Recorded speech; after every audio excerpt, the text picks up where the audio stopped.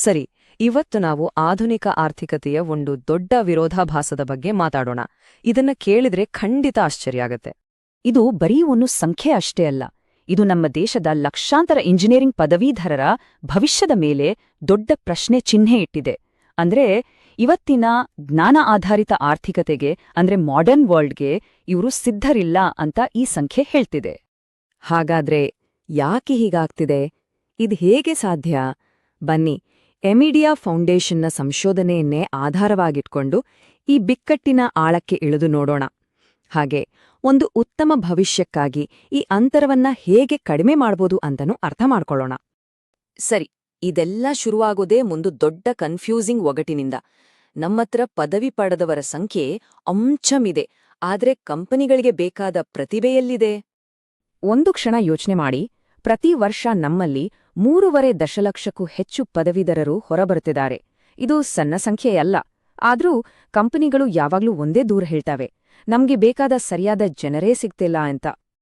ಇದು ನೋಡಿ, ಕೇವಲ ಒಬ್ಬ ವ್ಯಕ್ತಿಯ ಮಾತು ಅನ್ಕೋಬೇಡಿ, ಇದು ಇಡೀ ಇಂಡಸ್ಟ್ರಿಯ ಧ್ವನಿ. ಕೇವಲ ಡಿಗ್ರಿ ಸರ್ಟಿಫಿಕೇಟ್ ನೋಡಿ ನಂಬಿಕೆ ಇಡೋ ಕಾಲ ಹೋಯ್ತು. ಈಗ ನಾವು ನೇರವಾಗಿ ಅವರ ಕೋಡಿಂಗ್ ಸ್ಕಿಲ್ಸ್, ಲೈವ್ ಪ್ರಾಜೆಕ್ಟ್ಗಳು ಅಥವಾ ಅವರ ಗಿಟ್ ಹಬ್ ಪೋರ್ಟ್ಫೋಲಿಯೋ ನೋಡಿ ಆಯ್ಕೆ ಮಾಡ್ತೇವೆ ಅಂತಾರೆ.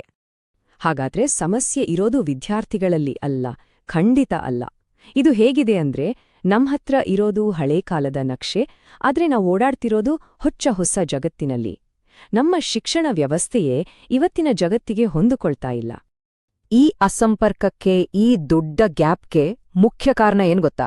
ವೇಗದ ವ್ಯತ್ಯಾಸ. ಇಲ್ಲಿ ಒಂದು ಸ್ಪಷ್ಟ ಚಿತ್ರಣ ಸಿಗುತ್ತೆ ನೋಡಿ. ಇಂಡಸ್ಟ್ರಿ ಪ್ರತಿ 18-24 ತಿಂಗಳಿಗೆ ತನ್ನನ್ನು ತಾನು ಅಪ್ಡೇಟ್ ಮಾಡ್ಕೊಂಡ್ರೆ, ನಮ್ಮ ಶಿಕ್ಷಣ ವ್ಯವಸ್ಥೆ ಒಂದು ಪಠ್ಯಕ್ರಮ ಬದಲಾಯಿಸೋಕೆ 5-10 ವರ್ಷ ತಗೊಳುತ್ತೆ. ಇದು ಆಮೆ ಮತ್ತು ಮೊಲದ ಓಟದ ಕತೆ ಇದ್ದ ಹಾಗೆ. ಪಾಪ ನಮ್ಮ ವಿದ್ಯಾರ್ಥಿಗಳು ಈ ರೇಸ್ನಲ್ಲಿ ಹಿಂದೆ ಉಳಿದುಬಿಡ್ತಿದ್ದಾರೆ. ಇನ್ನೊಂದು ಆಸಕ್ತಿಕರ ವಿಷಯ ನೋಡಿ, ಇವತ್ತು ಅತಿ ಹೆಚ್ಚು ಬೇಡಿಕೆಯಲ್ಲಿರುವ ಕೆಲವು ಉದ್ಯೋಗಗಳಿವು. ಆದ್ರೆ ನಮ್ಮ ವಿಶ್ವವಿದ್ಯಾಲಯಗಳ ಕ್ಲಾಸ್ರೂಮ್ಗಳಲ್ಲಿ ಇವುಗಳ ಬಗ್ಗೆ ಮಾತೆತ್ತೋರೇ ಇಲ್ಲ. ನಿಜಕ್ಕೂ ವಿಚಿತ್ರ ಅಲ್ವಾ? ಸರಿ, ಈಗ ನಾವು 4 ಪ್ರಮುಖ ಕ್ಷೇತ್ರಗಳಿಗೆ ಹೋಗೋಣ. ಇಲ್ಲಿ ಈ ಕೌಶಲ್ಯದ ಅಂತರ ಇದೆಯಲ್ಲ, ಅದು ಅತ್ಯಂತ ಆಳವಾಗಿ ಅಪಾಯಕಾರಿಯಾಗಿ ಕಾಣಿಸುತ್ತೆ. ಮೊದಲನೆಯದಾಗಿ ಸಾಫ್ಟ್ವೇರ್ ಮತ್ತು ಎಐ. ಕಾಲೇಜುಗಳಲ್ಲಿ ಈಗಲೂ C++, ಜಾವಾ ಥಿಯೋರಿ ಕಲಿಸ್ತಾರೆ. ಆದ್ರೆ ಇಂಡಸ್ಟ್ರಿಗೆ ಬೇಕಾಗಿರೋದೇನು? ಗಿಟ್ ಹಬ್ನಲ್ಲಿ ಪ್ರಾಜೆಕ್ಟ್ ಮಾಡಿರೋ ಅನುಭವ, ಎಜೈಲ್, ಸ್ಕ್ರಮ್ ತರಹದ ಮಾಡರ್ನ್ ಪ್ರಾಸೆಸ್ಗಳು, AWS, ಡಾಕರ್ನಂತಹ ಟೂಲ್ಸ್ಗಳನ್ನ ಬಳಸಿ ತಂಡದಲ್ಲಿ ಕೋಡಿಯು ಮಾಡೋ ಸಾಮರ್ಥ್ಯ. ಡೇಟಾ ಸೈನ್ಸ್ ವಿಷಯಕ್ಕೆ ಬಂದ್ರೆ, ವಿದ್ಯಾರ್ಥಿಗಳು ಪುಸ್ತಕದಲ್ಲಿರೋ ಫಾರ್ಮುಲಾಗಳನ್ನ ಚೆನ್ನಾಗಿ ಓದ್ಕೋತಾರೆ. ಆದ್ರೆ ನಿಜವಾದ ಕೆಲ್ಸಕ್ಕೆ ಬಂದಾಗ ಅಲ್ಲಿ ಸಿಗೋದು ಗಲೀಜು, ಗೊಂದಲಮಯ ಡೇಟಾ. ಅದನ್ನ ನಿಭಾಯಿಸೋಕೆ ಪೈಥಾನ್, ಆರ್, SQLನಂಥ ಟೂಲ್ಸ್ ಬೇಕು. ಟ್ಯಾಬ್ಲ್ಯೂ, ಪವರ್ BIನಲ್ಲಿ ಡ್ಯಾಶ್ಬೋರ್ಡ್ ಮಾಡೋಕೆ ಬರ್ಬೇಕು. ಆದ್ರೆ ಆ ಅನುಭವನೇ ಇರೋದಿಲ್ಲ. ಇನ್ನು ಹಸಿರು ಶಕ್ತಿಯ ಬಗ್ಗೆ ಮಾತಾಡೋದಾದ್ರೆ ಇದೊಂದು ದೊಡ್ಡ ಕ್ರಾಂತಿನೇ ಸರಿ. ಆದ್ರೆ ನಮ್ಮ ಇಂಜಿನಿಯರಿಂಗ್ ಕೋರ್ಸ್ಗಳಿಗೆ ಪರಿಸರ ವಿಜ್ಞಾನಕ್ಕೂ ಇಂಜಿನಿಯರಿಂಗೂ ಸಂಬಂಧವೇ ಇಲ್ಲದ ಹಾಗೆ ಕಲಿಸಲಾಗುತ್ತೆ. ಹವಾಮಾನ ಬದಲಾವಣೆಯ ಬಗ್ಗೆ ಕನಿಷ್ಠ ಜ್ಞಾನ ಕೂಡ ಕಡ್ಡಾಯ ಇಲ್ಲ. ಭವಿಷ್ಯದ ಅತಿ ದೊಡ್ಡ ಸವಾಲನ್ನೇ ಅರ್ಥ ಮಾಡ್ಕೊಳ್ಳದೆ ನಾವು ಯಾವ ಭವಿಷ್ಯ ಕಟ್ಟೋಗಾಗುತ್ತೆ ಹೇಳಿ? ಮತ್ತು ಇದು ಬಹುಶಃ ಎಲ್ಲಕ್ಕಿಂತ ದೊಡ್ಡ ವಿಪರ್ಯಾಸ.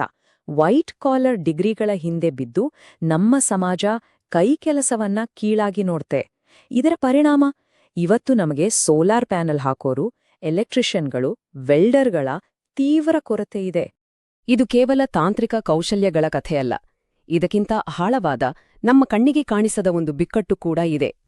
ಉದ್ಯೋಗದಾತರು ಪದೇ ಪದೇ ಹೇಳೋದು ಒಂದೇ ಮಾತು: ಪದವೀಧರರಲ್ಲಿ ಸಾಫ್ಟ್ ಸ್ಕಿಲ್ಸ್ ಕೊರತೆಯಿದೆ.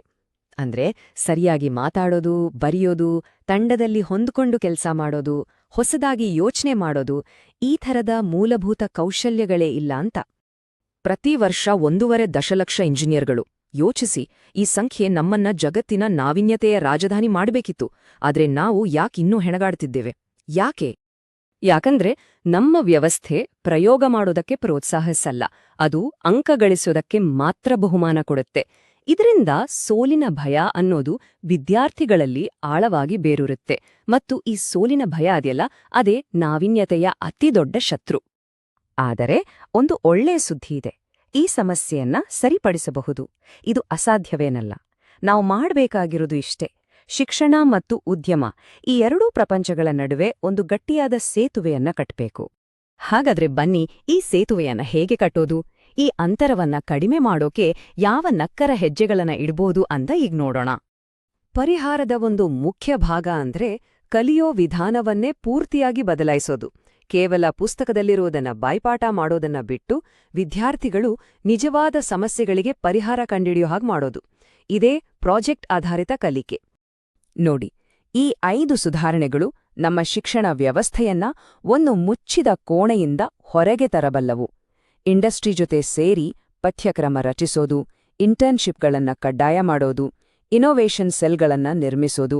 ಹೀಗೆ ಮಾಡಿದಾಗ ಕಲಿಯೋದು ಮತ್ತು ಕೆಲ್ಸ ಮಾಡೋದು ಎರಡೂ ಒಟ್ಟೊಟ್ಟಿಗೆ ನಡೆಯುತ್ತೆ.